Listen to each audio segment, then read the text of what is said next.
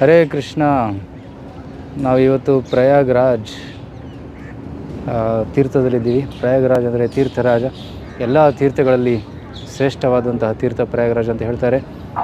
ಪ್ರಯಾಗ ಅಂದರೆ ಎಲ್ಲಿ ಯಜ್ಞ ಮಾಡಿದರೆ ತಕ್ಷಣ ಫಲ ಸಿಗ್ತದೆ, ಅದೇ ಪ್ರಯಾಗ. ಅದಕ್ಕೆ ಇಲ್ಲಿ ಜನರು ಯಜ್ಞ ಮಾಡೋದಕ್ಕೆ, ತಪಸ್ಸು ಮಾಡೋದಕ್ಕೆ, ತೀರ್ಥ ಸ್ನಾನ ಮಾಡೋದಕ್ಕೆ ಅಂತ ಬರ್ತಾರೆ. ಸೊ ಶ್ರೀ ಚೈತನ್ಯ ಮಹಾಪ್ರಭುಗಳು ಕೂಡ 500 ವರ್ಷದ ಹಿಂದೆ ಇಲ್ಲಿ ಬಂದಿದ್ದರು. ಅವರು ಇಲ್ಲಿ ಬಂದು ಸ್ನಾನ ಮಾಡಿದರು. ನಾವು ಈಗ ಇರುವಂತಹ ಸ್ಥಳ ಇದು ದಶ ಅಶ್ವಮೇಧ ಘಾಟ್.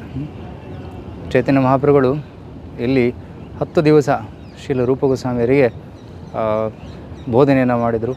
ತತ್ವ ವಿಚಾರ, ತತ್ವ ಡಿಸ್ಕಷನ್ ಇಲ್ಲಿ ನಡೆದಿತ್ತು. ಶ್ರೀಲ ರೂಪ ಗೋಸ್ವಾಮಿಗೆ ಅವರು ಹೇಳಿದರು, ನೀವು ವೃಂದಾವನಕ್ಕೆ ಹೋಗಿ ಇದನ್ನು ವಿಸ್ತಾರವಾಗಿ ಗ್ರಂಥಗಳಲ್ಲಿ ಬರೀರಿ ಅಂತ. ಸೊ ರೂಪ ಗೋಸ್ವಾಮಿಯವರು ಭಕ್ತಿರಸಾಮೃತ ಸಿಂಧು, ಉಪದೇಶಾಮೃತ, ಲಲಿತ ಮಾಧವ, ವಿದಗ್ಧ ಮಾಧವ, ಈ ಥರ ಹಲವಾರು ಗ್ರಂಥಗಳನ್ನು ಈ ಒಂದು ಬೋಧನೆಗಳ ಆಧಾರದ ಮೇಲೆ ರಚನೆ ಮಾಡಿದ್ದಾರೆ. ಸೊ ಇದು ತುಂಬ ಮುಖ್ಯವಾದಂತಹ ಸ್ಥಳ. ಹಿಂದೆ ನೋಡ್ತಾ ಇದ್ದರೆ ಇದು ಗಂಗಾ ನದಿ. ಗಂಗಾ ನದಿ ಇಲ್ಲಿ ಹರಿತಾಳೆ. ಹರಿದ್ವಾರದಿಂದ ಬಂದು ಇಲ್ಲಿ ಬರ್ತಾಳೆ. ನಂತರ ಅಲ್ಲಿ ನೀವು ನೋಡ್ತಾ ಇದ್ದೀರಾ ದೂರ, ಅಲ್ಲಿ ಬ್ರಿಡ್ಜ್ ಹತ್ತಿರ, ಬ್ರಿಡ್ಜ್ ದಾಟಿ ಅಲ್ಲಿ ತ್ರಿವೇಣಿ ಸಂಗಮ.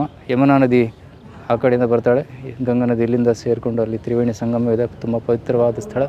ಅಲ್ಲಿ 3 ನದಿಗಳು ಸೇರುತ್ತವೆ, ಗಂಗಾ, ಯಮುನಾ, ಸರಸ್ವತಿ. ಸರಸ್ವತಿ ಅದೃಶ್ಯ ರೂಪದಲ್ಲಿ ಅಲ್ಲಿ ಸೇರ್ತಾ ಇದ್ದಾಳೆ. ಆದರೆ ಗಂಗಾ ಮತ್ತು ಯಮುನಾ ನಾವು ಪ್ರಕಟವಾಗಿ ನೋಡ್ಬೋದು. ಅಲ್ಲಿ ಹೋಗಿ ಸ್ನಾನ ಮಾಡೋದು ತುಂಬ ವಿಶೇಷ ಅಂತ ಹೇಳ್ತಾರೆ. ಯಾಕೆಂದರೆ